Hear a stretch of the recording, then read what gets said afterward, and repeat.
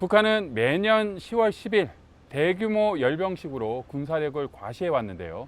코로나 사태와 거듭되는 태풍이 강타한 올해도 열병식을 강행할까요? 오늘 생생토크에서 살펴봅니다.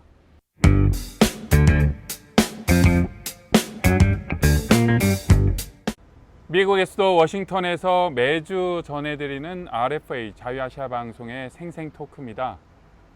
한민족 최대 명절이라고 할 수 있는 한가위, 추석이 다가오고 있지만 북한은 추석보다는 10월 10일 기념일을 주목하나 봅니다. 대규모 군사 열병식 가능성도 전망되고 있는데요. 취재 기자와 함께 얘기 나눠보겠습니다. 한덕인 기자입니다. 한 기자, 안녕하십니까? 안녕하십니까? 예. 자, 북한 올해는 뭐 어떻게 표현할까요? 삼재 또는 삼중고라고 할 수 있는데요. 국제적인 대북 제재가 계속되고 있고 또 코로나19로 또 어려운 상황이고 또 최근에는 거듭되는 태풍이 강타해서 정말 북한의 많은 지역 피해가 크지 않습니까? 네. 자, 이런 상황에서도 군사 열병식 좀 준비하는 그런 정황이 포착되고 있다고요? 네, 그렇습니다. 이제 이러한 삼중고 속에서도 북한이 과연 올해 열병식을 제대로 진행할 수 있을까 이런 데 대해서 많은 의문이 있었습니다. 하지만 최근 이제 특히 위성 사진을 주로 분석하는 이런 업체들이 이제 세상에 공개한 이런 분석 자료들을 살펴보면 이제 가장 최근에도 이제 북한이 열병식을 준비하고 있다는 점이 많이 드러났습니다. 특히 이제 미국의 북한 전문 매체인 38노스라는 곳에서 이제 최근 9월 20일에 공개한 위성 사진을 살펴보면 이제 김일성 광장과 이제 평양 미림 비행장이라는 곳에서 이제 열병식을 준비하는 정황이 많이 포착됐는데요. 이제 그러한 사진들을 살펴보면 이제 특히 김일성 광장 주변에는 수십 대 차량이 모여 있거나 많은 병력들이 이제 소집돼서 한 곳에서 열병식을 준비하는 이런 모습들이 포착됐습니다. 네. 네. 자, 북한의 군사 열병식을 주목하는 이유는 북한은 내부적으로 군사력을 좀 과시하면서 내부 단속의 의미가 있을 테고요. 그래서 또 그렇게 준비를 하는 것 같고 외부에서는 사실 북한은 폐쇄적인 사회니까 네. 군사 열병식을 통해서 공개되는 무기를 통해서 네. 북한의 군사력을 좀 가늠할 수 있잖아요. 네.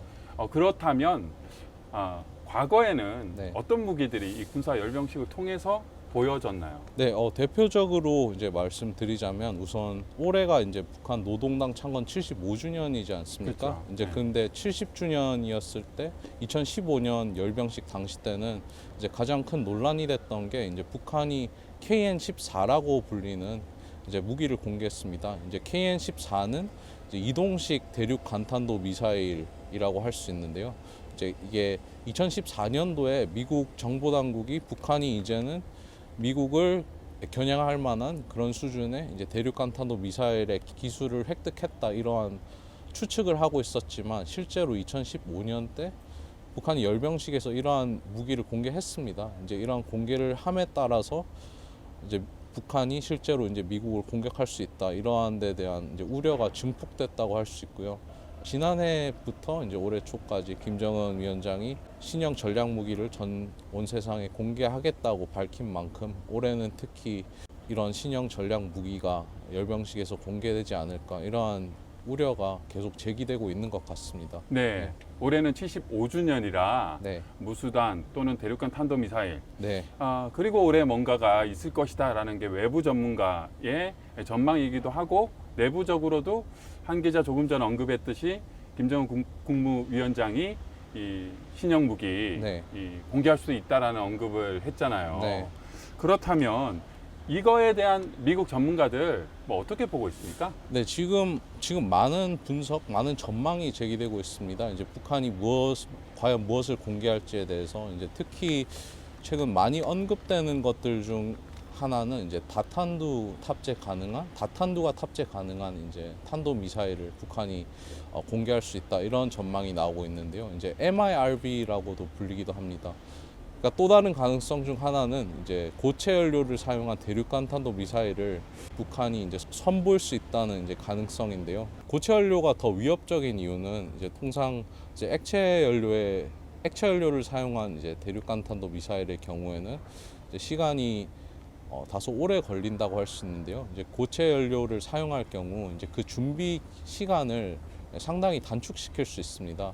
북한이 이런 상황, 아주 어려운 이런 상황에 군사 열병식을 정말로 강행할 건가? 네. 그렇다면 군사 열병식을 하면서 이점도 있을 테고 네. 또는 또 뭐 안 좋은 점, 단점도 있을 거잖아요. 네. 각각 좀 설명해 주시죠. 이제 열병식이라는 행사에서 어떤 신형 무기를 시험하는 자리가 아니지 않습니까? 이제 그래서 이제 북한의 입장에서는 순전히 우리가 이러한 새로운 무기를 개발했다 이러한 것을 이제 대내외적으로 가시하는 자리이기 때문에 이제 이를 바라보는 외부에서 북한이 신형 무기를 공개했기 때문에 우리에게 도발적인 행위를 했다 이렇게 치부할 수가 없다고도 할 수 있지 않습니까? 동시에 이제 북한은 이제 대내외적으로 북한의 군사력이 여전히 견고하고 이제 이러한 개발 역시 진행되고 있으니 우려하지 말라 이러한 이제 의사 전달 역시 동시에 가능하다고 할 수 있고요. 이제 다만 이제 많은 전문가들이 올해는 이제 열병식이 이제 대규모로 진행될 것이다 이러한 전망이 대세인 것 같습니다. 하지만 최근에 이제 NK 뉴스 이제 북한 전문 매체 중 하나인 NK 뉴스가 이제 9월 초에 보도한 바에 따르면 코로나나 태풍 등으로 인해서 이제 많은 인력이 이제 수해 복구에 필요하니까 올해는 열병식의 규모를 작년에 비해서 절반으로 줄이도록 하라 이러한 지시가 있었다는 이제 보도도 있기 때문에 실제로 북한이 대규모 열병식을 많은 전문가들이 주장하는 대로 진행할지는 이제 두고 봐야 알 것 같습니다. 네. 자, 오늘 생생 토크는 10월 10일 북한이 과연 군사 열병식을 강행할지, 이 경제적 어려움, 또 거듭되는 태풍, 특히 코로나19 사태에서 국고가 많이 드는 군사 열병식을 강행할지에 대한 전망을 취재 기자와 함께 해봤습니다. 한도인 기자 수고 많으셨습니다. 예, 감사합니다.